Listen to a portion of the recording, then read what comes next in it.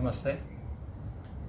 So about today's posture is Urdhva Mukha Svanasana, which is called upward facing dog. And of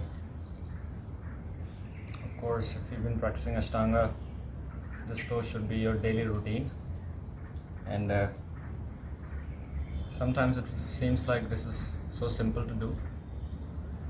It is simple to do, but since it is so simple to do for many people, they take undue advantage of that, like being very mobile from the lower back, and they tend to sometimes hyperextend their lower back.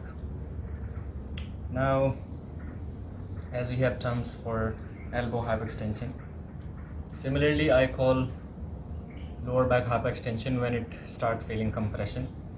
It means you are extending it more than it should. So many times we hear that a beginner should not start practicing Ashtanga, rather he should first start with Hatha Yoga postures and then he should come to Ashtanga. But it's not always like that. As long as you know that how to approach any pose in a safe way, in a very active and very conscious way, you can always try to perform any pose. It depends that how far you are going into the pose.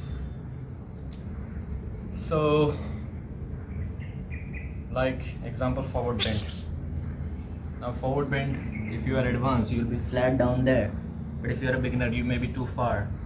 Now it doesn't matter that how far you are. What matters is how much effort you are making and how you are feeling. Do you feel that stretch? Do you feel that kind of lengthening? Do you feel that intention of bowing down? When such things are happening, it's not about comparing the position, but it is about the feeling an individual have when somebody is performing the pose.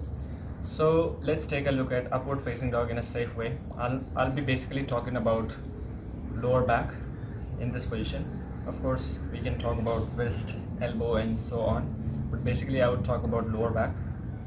So I will tell you the beginner's transition, which should also be done by advanced practitioner to avoid lower back compression and make that posture become more like they are doing something with their lower back. Generally, we say that upward facing dog brings a strength into the lower back, but the way I've seen people practicing it, it generally does not bring strength to lower back. Rather, it brings compression, it brings pain, and over time they often are afraid of practicing any back bend because it is painful for them.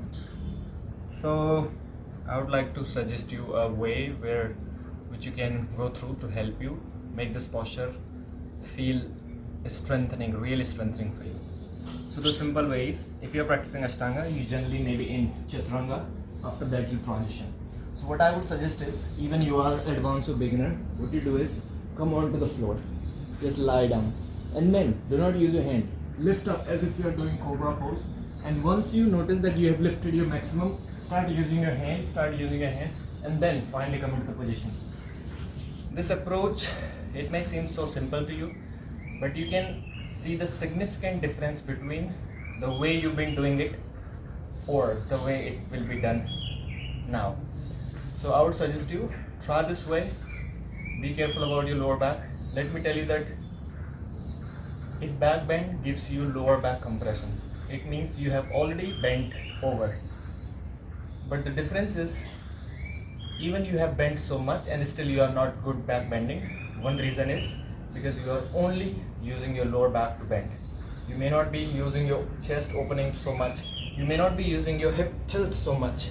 So such things, when you only bend from back, what happens is you start feeling that compression and you start comparing that. The person can even do or can go in very far deep bend and he doesn't feel compression, and I just did a little and start feeling. The simple reason is because you are only trying to bend back from lower back. Especially this kind of compression is heard into the poses like wheel pose and up dog or your Ustrasana or any deep back bend. So even when we talk about wheel pose, if you consider a straight rubber bend and bend it from only one spot, it will never look like a wheel. For wheel, it has to bend from every part of it. Similarly, a back bend is generally about lengthening the spine and making a kind of wheel out of it. But when you only bend it from lower back, it doesn't look like a wheel, but it looks like it's bent from a particular spot which causes the compression. So if you want to avoid that, do not focus on lower back bending, rather focus on lifting the chest. And many people have been telling you this, but